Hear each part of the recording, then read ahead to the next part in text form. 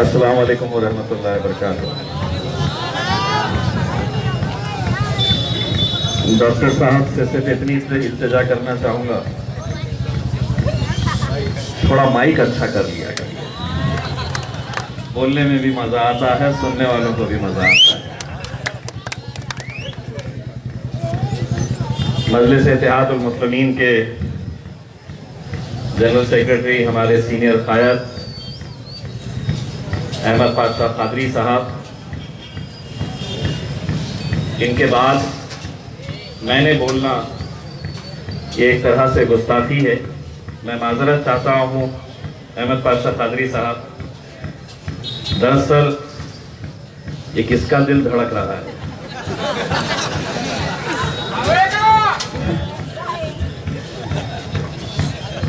दरअसल मैं अरुण बोर्डे जो हमारे औरंगाबाद पश्चिम के कैंडिडेट है, वहाँ पे रेलवे स्टेशन पर उनके ताल्लुक से एक मीटिंग थी, वो मीटिंग में अटेंड करके आ रहा हूँ। इस वजह से मुझे आने में थोड़ी ताख़ीर हुई। मैं इस इलाके में जब भी आता हूँ, इस रोड के ऊपर जब भी आता हूँ, तो मुझे वो मंजर याद आता है कि जब लोकसभा का इलेक्शन हो रहा था,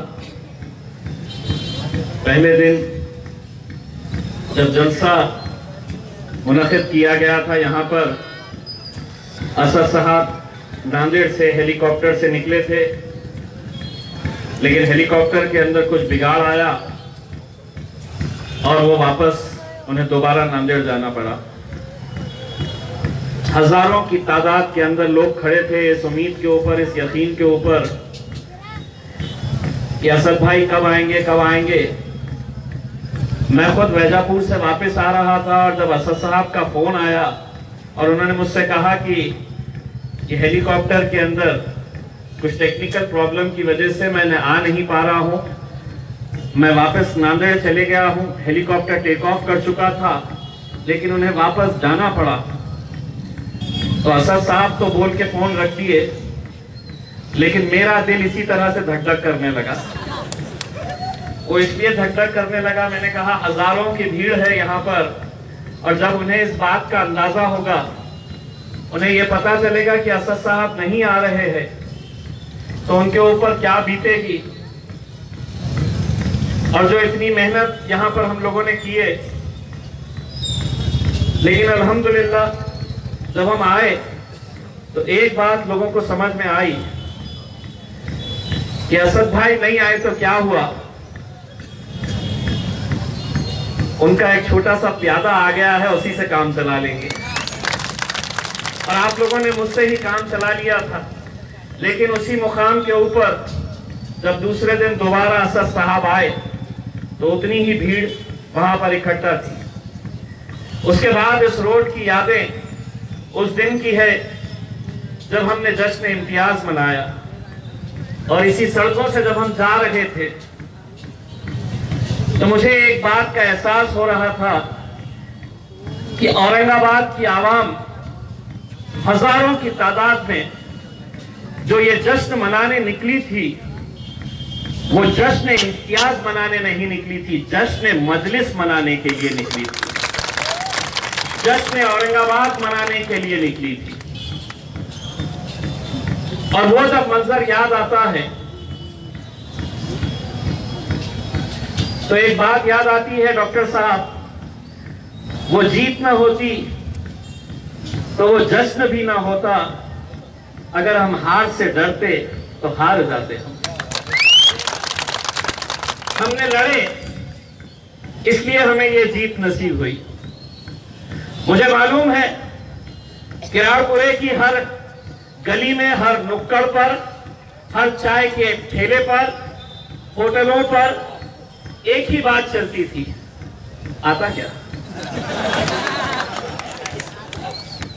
और हमारे ही सफों में कुछ ऐसे लोग थे जो अपने आप को बड़े ज्ञानी समझते हैं, और वो आपको हिसाब किताब करके बताते थे। वो बताते थे कि देखिए 28 दिन बचे हुए हैं, सबसे पहले तो आपके जहनों में ये बात डालने की कोशिश कर रहे थे, कुछ सेटिंग हो गई बॉस, आपको ये मुतमईन करने की कोशिश कर रहे थे 28 दिन में कोई खासदार बनता है क्या? ले लिया उसने। ये जो खड़ा है ना, घरे को जिताने के लिए खड़ा है। तो उस वक्त मार्केट में रेट चलता था इम्तियाज जलील का। कोई बोलता था 3 लिया, कोई बोलता था 6 लिया, 10 तक भी गए थे। कोई किसी ने देखा नहीं था, पर जहनों में बात डालने की और आधी कट लेके अपन भी यार बॉस बॉस 2-2 साल लोग काम करते खासदार बनने के लिए। ये पहली मर्तबा इसको अपन ने एक्सेप्ट कर लिया। 22 दिन पहले आया, बोला आमदार बनेगा, तो हमने बना दिए। अभी तो बार बार का लाड़ लगा लिया है। 28 दिन पहले बोलता खासदार बनेगा। जहनों में बात डालने की कोशिश की गई थी, लेकिन अहमद पातशाह कादरी साहब यही वो आवाम है जिन्हें जब लोग कुछ कहते थे, जब हिसाब किताब बताते थे, कितने इनके हैं, कितने मराठे है ना, अपन बिहार, कितने दलित है ना, हाँ, इतने मुसलमान। आती क्या सीट आती क्या? जबरदस्ती खड़ा हुआ है वो। ये ज्ञान बांटते थे। लेकिन अल्हम्दुलिल्लाह एक बात इस इलेक्शन में समझ में आई हमें कि हैदराबाद के अंदर असद साहब के लिए जितनी मोहब्बत है, अहमद पातशाह साहब, मैं असद भाई को अक्सर ये बात कहता हूं, आप पता नहीं इस बात से इत्तेफाक रखेंगे या नहीं रखेंगे, लेकिन हकीकत यह है कि हैदराबाद में असद साहब को जितने चाहने वाले हैं, उससे कुछ ज्यादा हमारे औरंगाबाद शहर में चाहने वाले हैं। और उन्होंने ये साबित करके दिखाया, ये साबित करके दिखाया। जब लोग इस तरह की बातें करते थे तो बस यही लोगों का कहना था, और मुझे फख्र है मेरे औरंगाबाद शहर के उन नौजवानों का, वो सुनते सब थे, लेकिन उठते वक्त बोल देते थे, भाई तेरे को जो बोलना है बोल, इम्तियाज जलील मेरा भाई है, वोट मेरा इस बार इम्तियाज जलील को ही पड़ेगा। और इसी की बदौलत आज अल्हम्दुलिल्लाह पूरे मुल्क में औरंगाबाद की एक अलग पहचान बनी है। और वो पहचान इसलिए बनी है कि अगर पूरे महाराष्ट्र के अंदर अगर इत्तेहाद की कहीं मिसाल देखनी है तो वो मेरे शहर औरंगाबाद में देखने को मिलती है। इत्तेहाद क्या होता है, इसकी जिंदा मिसाल ये लोकसभा इलेक्शन के अंदर हमें देखने को मिली है। महाराष्ट्र के अंदर इतने ऐसे कॉन्स्टिट्यूएंसीज हैं जहां से लोकसभा के अंदर भेजने लायक हमारे उम्मीदवार इलेक्शन लड़ सकते हैं और जीत सकते हैं, लेकिन हमारे जहनों के अंदर ये बात डाल दी गई है कि नहीं, कोई मुसलमान चुनकर आ ही नहीं सकता, ये मुमकिन ही नहीं है, ये कभी एक साथ आ ही नहीं सकते हैं। ये जहनों के अंदर बात डाल दी गई है। हमने कोशिश करने के बाद ये नतीजा हुआ कि पूरे महाराष्ट्र के अंदर 48 सीटें हैं लोकसभा की। उन 48 सीटों के अंदर सिर्फ एक ही मुसलमान को टिकट दिया जाता है, वो भी मजलिस इत्तेहाद उल मुस्लिमीन देती है। तो पूरे 48 के अंदर एक ही मुसलमान औरंगाबाद से चुनकर जाता है। ये एक तारीख है और उस तारीख के गवाह आप लोग भी हैं। अपने नाते पोतों को जब बोलेंगे, नौजवानों, आज से 30 साल बाद, 40 साल बाद, तो ये याद रखेंगे, कहेंगे एक दौर औरंगाबाद में ऐसा था कि जब सब लोग कहते थे कि ये मुमकिन नहीं था, तो मैं था जिसने ये मुमकिन करके दिखाया था। तुम लोग अपने नाते पोतों को बोलोगे इसीलिए आज सारे लोग जब लोकसभा के अंदर मिलते हैं और मुझसे पूछते हैं कि आप कहां से, कौन सी कॉन्स्टिट्यूएंसी से आते हैं, तो मैं जब उनको औरंगाबाद कहता हूं तो हैरान हो जाते हैं और ये कहते हैं, मुझसे पूछते हैं, ये बताओ यार ये कैसे मुमकिन हुआ। ये ऐसे मुमकिन हुआ कि जब पूरे मुल्क के अंदर एक लहर चल रही थी। लहर किसकी चल रही थी? वो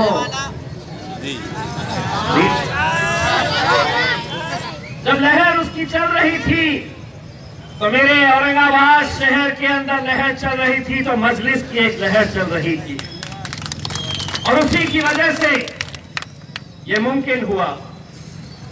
इसीलिए जब लोग ये पूछते हैं कि ये कैसे हो गया,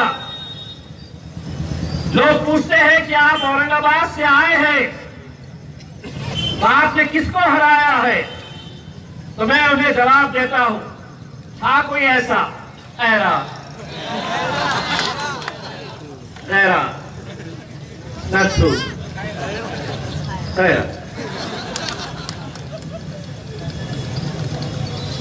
आलम ये हो गया है दोस्तों कि इस जीत ने जितनी जिम्मेदारियां हमारे ऊपर बढ़ाई है, इस जीत की वजह से एक यकीन और एक एतमाद इस कौम के अंदर जो पैदा हुआ है, आज उसी का नतीजा है कि आज महाराष्ट्र के अंदर हम 44 सीटें इलेक्शन में उतार रहे हैं।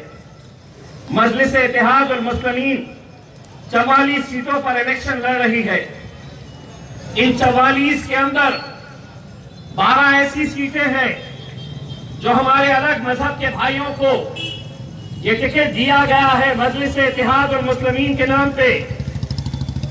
आप जानते होंगे कि 2014 में जब मजलिस महाराष्ट्र के अंदर आई तो लोग कहते थे कि ये फिरका परस्त जमात है, लोग कहते थे कि ये मुसलमानों की शिवसेना है, लोग अलग अलग तरह की बातें करते थे। डराया जाता था लोगों को कि देखिए ये हिमायत आ गई है, मजलिस आ गई है, अब महाराष्ट्र में ऐसा होगा वैसा होगा। लेकिन 2014 से 2019 तक के सफर को देखिए। आज जिन 12 कैंडिडेट्स अलग अलग मजहबों से ताल्लुक रखते हैं और जो मजलिस के नाम के ऊपर टिकट से इलेक्शन लड़ रहे हैं, उनमें सांगोला से, शोलापुर से हमारा धनगर समाज का भाई है, श्रीरामपुर से मातंग समाज का इरिगेशन डिपार्टमेंट का एग्जीक्यूटिव इंजीनियर है जो मजलिस के टिकट से इलेक्शन लड़ रहा। पैठन से बंजारा समाज का हमारा भाई है प्रहलाद राठौड़, वो मजलिस के टिकट के ऊपर इलेक्शन लड़ रहा। रावेर जंगांव से धोबी समाज का महाराष्ट्र का अध्यक्ष है, वो हमारे टिकट के ऊपर इलेक्शन लड़ रहा। अब उसकी तो हैरानी ये है कि वो धोबी समाज का महाराष्ट्र अध्यक्ष है, लेकिन ताज्जुब इस वजह से है हमें कि वो बंदे का नाम ठाकरे है। अब ठाकरे भी हमारी पार्टी से इलेक्शन लड़ रहा है। पुणे के वडगांव शेरी से क्रिश्चियन समाज का एक बंदा मजलिस के टिकट के ऊपर इलेक्शन लड़ रहा है। तो ऐसी कितनी सीटें हैं जो अलग अलग जात, धर्म और मजहब के लोग आज मजलिस के साथ जुड़ रहे हैं। लेकिन अगर वो लोग जुड़ रहे हैं तो एक कोशिश ये भी हो रही है कि इस इत्तेहाद को कैसे तोड़ा जाए। अगर वो हमारे साथ जुड़ रहे हैं तो हमें तोड़ने के लिए क्या क्या साजिशें रची जा रही है, ये आप अच्छी तरह से जानते हैं। दोस्तों, क्या आपको लगता है कि किसी इलेक्शन में एक कैंडिडेट के खिलाफ 21 मुसलमान कैंडिडेट खड़े किए जाते हैं? क्यों खड़े किए जाते हैं, कैसे खड़े किए जाते हैं, मुझे ज्यादा समझाने की जरूरत नहीं है। लेकिन आप सोचिए कि 39 सालों तक इस शहर में मुस्लिम क़यादत नहीं थी। 39 सालों तक यहां से हमने किसी को भी लोकसभा के अंदर नहीं भेज पाए थे हमारी अपनी कौम में से। लेकिन 2019 उसका नतीजा जब आया तो मेरे खिलाफ 6 मुस्लिम ऐसे कैंडिडेट थे, 6 मुस्लिम जिन्होंने आपस में मिलकर 18,000 वोट लिए थे। किसी ने 1,000 लिया, किसी ने 2,000 लिया, किसी ने 3,000 लिया। ऐसा करके 18,000 वोट हमारी लीड हो सकती थी, लेकिन ये वोट उन्हें मिला। और उन्हें मिला मतलब मुझे मालूम है कि उन्हें किसने खड़ा किया था, मुझे मालूम है कि कितना पैसा देकर उन्हें खड़ा किया गया था। वरना इलेक्शन लड़ रहे, कोई प्रचार सभा नहीं, कहीं पर कोई स्टेज नहीं लगा, तो क्या वजह है? आज ये धंधा बन गया है। इलेक्शन लोगों के लिए दुकान और धंधा बन गया है। मुसलमानों की क़यादत को कैसे खत्म किया जाए, कुचला जाए, इसकी जिंदा मिसाल अगर मैं आपको बताऊं तो हमारा सर शर्म से झुकता है। कल मुमरा के अंदर मजलिस का एक उम्मीदवार, जिसकी साली हमारी कॉर्पोरेटर है, वहां पर उस शख्स को मजलिस टिकट देती है। वो शख्स हैदराबाद के चक्कर लगाता है, दारुसलाम में जाकर असद साहब को गिड़गिड़ाता है और ये कहता है कि मैं मुमरा से इलेक्शन लड़ना चाहता हूं और पूरी ताकत के साथ इलेक्शन लड़ूंगा। इस हद तक चला जाता है कि वो दारुसलाम के अंदर कुरान की कसम खाता है और ये कहता है कि मैं इलेक्शन लड़ूंगा। मैं आपको कुरान का वास्ता देता हूं, कुरान की कसम खाकर वो मुतमईन करने की कोशिश करता है। आखिर में हम उसे टिकट दे देते हैं। कल विड्रॉल का आखिरी दिन था, उसके खिलाफ 6 और उम्मीदवार खड़े थे।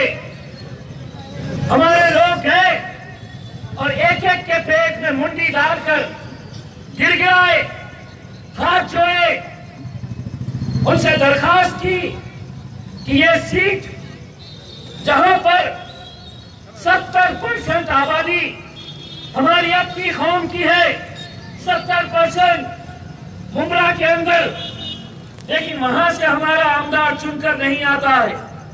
6 के 6 उम्मीदवारों ने इस यकीन के ऊपर अपना फॉर्म वापस लिया कि अगर मैं अपनी कुर्बानी देता हूं तो यकीनन हमारा एक भाई चुनकर आ सकता है। लेकिन जिस शख्स के लिए ये फॉर्म विड्रॉ किया गया, पूरे के पूरे 6 कैंडिडेट्स का विड्रॉल होने के बाद ये शख्स गुंजन शेख, सबखर शेख नाम के ये शख्स जिसे हम टिकट दिया गया था, वो दोपहर में 2:35 के ऊपर वहां के राष्ट्रवादी कांग्रेस के सिटिंग एमएलए के साथ जाता है और 2:35 के ऊपर वो अपना फॉर्म भी विड्रॉ कर लेता है। सोचिए,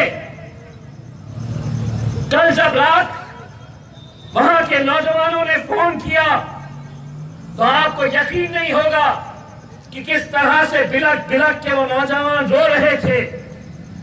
एक शख्स जो पूरी कौम को भेज दिया, हमारी पार्टी को वहां पे बदनाम किया, हमें पूरी तरह से वहां पर खत्म कर दिया। किस चीज के लिए? तो चंद पैसों के लिए। अगर उसको पैसे से इतनी मोहब्बत थी तो हम असद साहब के साथ जाते, हम उसके लिए पैसा इकट्ठा करते, लेकिन उसको ये कहते तू अपनी कौम को बेच मत। यही होता आ रहा है। हमने कल पार्टी से बर्खास्त किया डॉक्टर साहब, लेकिन मैंने असद साहब को कहा ये कौम के धंधे करने वाले जितने भी लोग हैं, अगर ये समझेंगे कि हम पैसा ले लिए, देने वाले ने दे दिया, लेने वाले ने ले लिया, और असद साहब और इम्तियाज जलील खामोश बैठेंगे। हम आपको यकीन दिलाते हैं अगले कुछ दिनों के अंदर वहां पर जो भी कैंडिडेट बचा हुआ है वो मजलिस के टिकट पर नहीं लड़ रहा, लेकिन हम जाएंगे वहां पर और उसके लिए प्रचार करके उसको जिताएंगे हम वहां पर, ताकि ये लोगों को एहसास हो कि कब तक ये कौम के धंधे करते रहेंगे, कब तक ये दुकानदारियां करते रहेंगे। कौन लोग हैं जो आज डॉक्टर गफ्फार कादरी के सामने खड़े हैं? किसने क्या क्या दिया है, क्या ये हमें नहीं पता है? दोस्तों, ताज्जुब होगा आपको, 2-2 लाख रुपये के अंदर बिकते हैं ये, 2-2 लाख रुपये में। इनका काम यही है, ये लो 2 लाख रुपये, जाओ और हमारे लिए एक 500 वोट तुम्हें लेना है, बस ऐसे 10 कैंडिडेट खड़े कर दो, 5000 हो जाते हैं। यही धंधा करते आए हैं हर शहर के अंदर, हर जगह के ऊपर यही हो रहा है। लेकिन कहीं ना कहीं हमें पूरा यकीन है कि औरंगाबाद की आवाम ये बात अच्छी तरह से समझती है। दोस्तों, पिछले कुछ दिनों से मैं असद साहब के साथ, मेरे कायद के साथ अलग अलग शहरों में जाकर हम प्रचार कर रहे। एक दिन में 2-2 शहर कवर करते हैं। शाम में 6 बजे एक जलसा, तो 100 किलोमीटर 150 किलोमीटर के बाद जाकर फिर रात में दूसरा जलसा, फिर रात में वो जलसा खत्म होने के बाद दूसरे शहर की तरफ कूच करते हैं। क्या जरूरत है असद साहब को ये सब करने के लिए? अल्लाह का दिया सब कुछ है उनके पास, लेकिन जो शख्स कई हजार किलोमीटर का सफर तय कर रहा है, तो क्यों कर रहा है, किसके लिए? तो ये आपके और आपके आने वाली नस्लों के मुस्तकबिल के लिए वो सफर कर रहा है और मेहनत कर रहा है। और वहीं कोशिशें पूरी जारी है। कैसे कैसे हथकंडे अपनाए जा रहे हैं हम सभी को मालूम है, लेकिन हमें यह भी मालूम है कि 21 तारीख के दिन तुम खड़े तो हो गए बेटे, खड़े तो हो गए। तुमको लग रहा होगा कि मफलर मेरा पहने हुए है, अंदर जब जाएंगे तो दबाएंगे क्या, ये हम ही जानते हैं। तुम बाहर अपना खुश, इतने सारे हैं मेरे पीछे, अंदर जाने के बाद जब काउंटिंग होगी तो पता चलेगा कहां गए इतने सारे, तो पता चला पूरे डॉक्टर साहब की झोली में पड़े हैं। दोस्तों, ये 3 कैंडिडेट्स नासिर सिद्दीकी साहब, डॉक्टर गफ्फार कादरी साहब और अरुण बोडे साहब, ये तीनों को जिताने के लिए हम जितनी कोशिश कर रहे हैं उतनी ही कोशिश इन्हें हराने के लिए सारे इकट्ठा हो गए, पूरे के पूरे इकट्ठा हो गए। ये अकेली वाहिद जमात है जो अकेले लड़ रही है, बाकी पूरे गठबंधन बनाकर लड़ रहे हैं। तुम भी आओ, तुम भी आओ, तुम भी आओ, अपन सब मिलकर लड़ेंगे। ये अकेले मजलिस से इत्तेहाद और मुस्लिमीन है। अरे तुम कितने भी आ जाओ, 100 सोनार की एक लोहार की रहेगी। 24 तारीख के दिन जिस तरह इस शहर में जश्न इम्तियाज, जश्न मजलिस देखा, हमें पूरा यकीन है कि ये शहर दोबारा जश्न गफ्फार कादरी, जश्न नासिर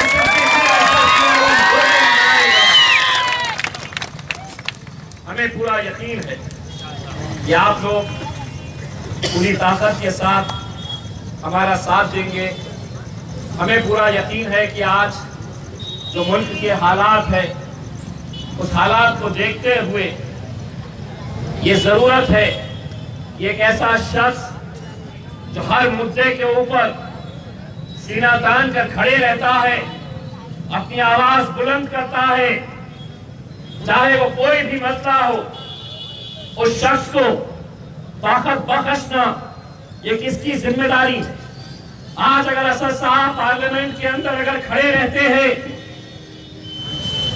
और जब वो डट कर बोलते हैं तो उन्हें ये हिम्मत कहां से आती है, ये हिम्मत कहां से आती है जब सामने की बेंच के ऊपर अमित शाह बैठे हैं, सामने की बेंच के ऊपर नरेंद्र मोदी साहब बैठे हैं, पूरा हाउस एक तरफ होता है और असद साहब डट कर खड़े रहकर अपनी बात जो कहना है वो कहते रहते हैं। ये ताकत उन्हें मिलती है मेरे भाइयों, तो आप लोगों से मिलती है। ये ताकत उन्हें मालूम है कि मेरे पीछे मेरी ये आवाम खड़ी है जो हमेशा मेरा साथ देते आई है। आप लोगों ने ऐसा साथ दिया कि दोस्तों 2019 के लोकसभा इलेक्शन के अंदर जो जीत मेरी हुई, मैं ये मानता हूं कि आप लोगों ने भरपूर वोट मुझे दिए हैं, लेकिन मौलाना इशाती साहब, मैं लोगों को अक्सर ये कहता हूं, मेरी ये जीत वोटों से नहीं हुई थी, मेरी माँ और बहनों की, बुजुर्गों की और नौजवानों की दुआओं से हुई थी।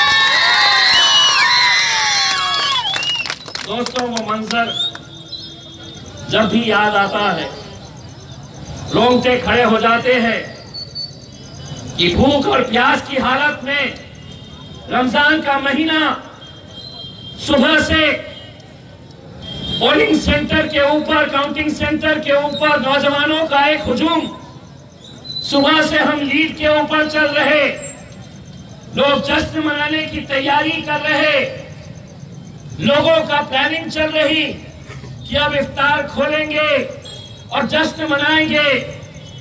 तभी असर के बाद एक खबर आती है कि इम्तियाज जलील 5000 वोटों से पीछे चल रहा है।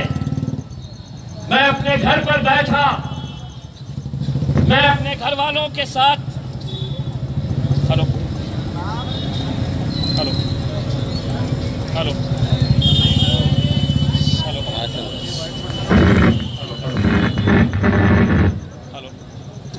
हेलो हेलो हेलो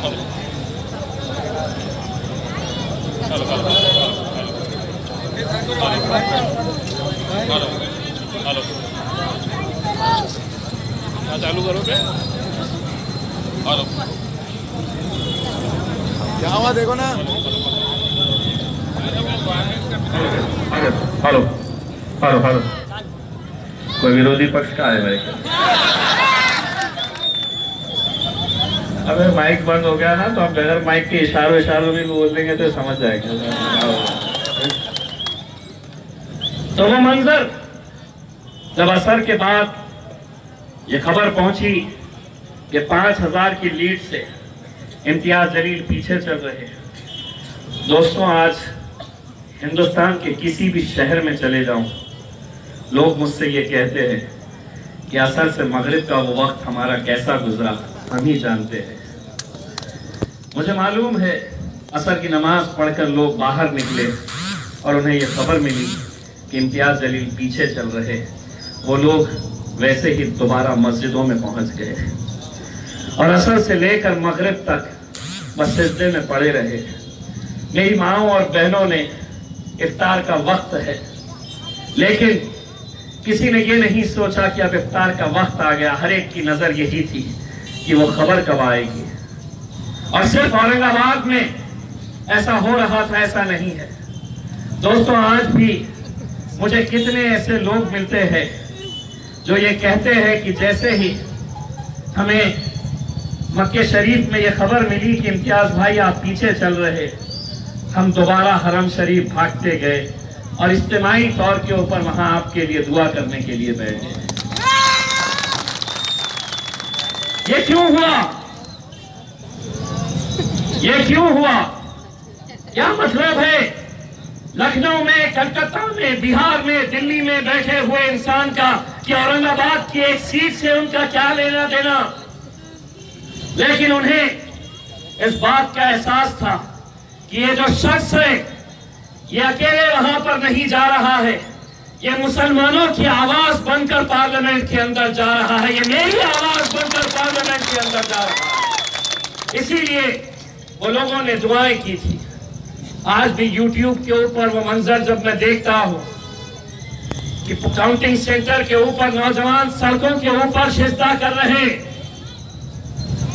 दोस्तों, जब मैं अपने घर से निकला असर की नमाज के बाद और मैं वहां पर जब पहुंचा तो मेरे जितने पोलिंग एजेंट थे उनकी आंखें नम थी, उनकी आंखों में आंसू थे और वो मुझसे ये कह रहे थे कि इम्तियाज भाई निकलेंगे, हम निकलेंगे। मैं उनकी हालत देखकर मैं कोने में गया। मौलाना साहब, उस वक्त मैंने अपनी दस्ती डाली और मैंने इतना गिड़गिड़ा के रोकर अल्लाह से सिर्फ इतना कहा कि अल्लाह ये जीत मेरी नहीं, ये जो नौजवान बाहर खड़ा है इस उम्मीद के ऊपर कि मेरी रोजे की हालत में मेरा अल्लाह मुझे मायूस नहीं करेगा, ये जीत उनके लिए देना अल्लाह, या अल्लाह ये जीत उनके लिए देना जो माएं और बहनें मेरे लिए शिद्दत से दुआएं कर रही। दोस्तों, एक एक पेड़ खजूर के ऊपर, एक पेड़ खजूर के ऊपर 2 टुकड़े किए जाते हैं और वहां पे वो लड़के इफ्तार करते हैं, वहां से हिलने के लिए तैयार नहीं। अगर ये जज्बा मेरे लिए आप लोगों ने किए, मैं चाहूंगा दोस्तों उस जज्बे को जिंदा रखिए, उस जज्बे को जिंदा रखिए। मैं आपसे वोट नहीं, मैं आपसे इत्तेहाद की भीख मांगता हूं। आज मुझे मालूम है कि ये इम्तियाज जलील को शर्फ हासिल हुआ है कि पार्लियामेंट के अंदर उस शख्स के बाजू जाकर बैठूं जिस शख्स को पूरी दुनिया देखती है, सुनती है। बैरिस्टर असदुद्दीन अवैसी साहब के बाजू बिठाने का आप लोगों को मैं शुक्रिया अदा करता हूं। आज हमारे साथ बहुत सारे दूसरे समाज, दूसरे धर्म और मजहब के लोग खुद हमें मानते हैं, वो हमारे साथ खड़े हैं, लेकिन अगर हमारे अंदर ही इत्तेहाद नहीं रहेगा तो होगा क्या? मैं आपको कहता हूं, मैं आपको पूरी जिम्मेदारी के साथ कहता हूं, अगर हम एक नहीं हुए तो इस कॉन्स्टिट्यूएंसी से भारतीय जनता पार्टी का उम्मीदवार जीतेगा। अगर मध्य से अगर हम एक नहीं हुए तो शिवसेना का उम्मीदवार वहां से जीतेगा। अगर हम एक हो गए तो किसी के माइकल लाल में हिम्मत नहीं है हमें हरा सके जमीन के ऊपर, किसी माइकल लाल में हिम्मत नहीं, क्योंकि वो तो सिर्फ वोटों के हिसाब से गिनती कर रहे, क्या बनाते क्या? उनको ये कहां मालूम कि ये कौम वोट तो देगी ही, लेकिन दुआओं का जो असर रहेगा वो उनके पास कहां, वो हमारे पास है। वो दुआओं के नतीजे इंशाअल्लाह हमें कामयाबी की तरफ लेकर जाएंगे। बस आप लोगों से यही इल्तिजा है। बहुत सारे आएंगे बहकाने के लिए, ये ऐसा है वो वैसा है। मेरे भाइयों, आज आपको नासिर सिद्दीकी के अंदर असद अवैसी साहब को देखना है, आज डॉक्टर गफ्फार कादरी के अंदर असद साहब को देखना है, अरुण बोडे के अंदर असद साहब को देखना है।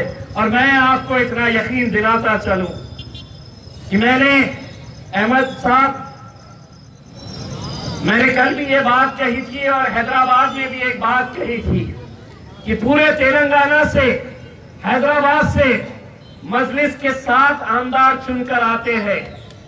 हम एक गवाही देते हैं आपको, और आपको भी मेरा साथ देना होगा कि इंशाअल्लाह महाराष्ट्र के अंदर हम 7 से ज्यादा आमदार चुनकर देंगे। अगर देने वाले हैं तो हाथ ऊपर करके के नारा लगाइए, नारे